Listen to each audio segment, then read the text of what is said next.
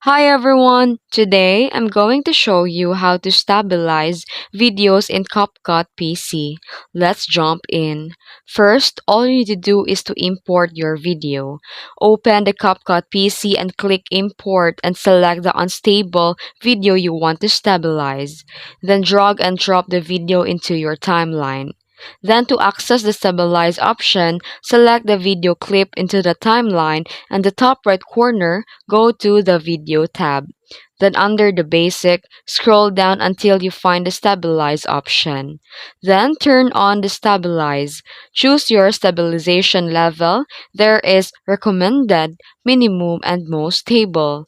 The recommended option usually works best for most cases. Then wait for the processing.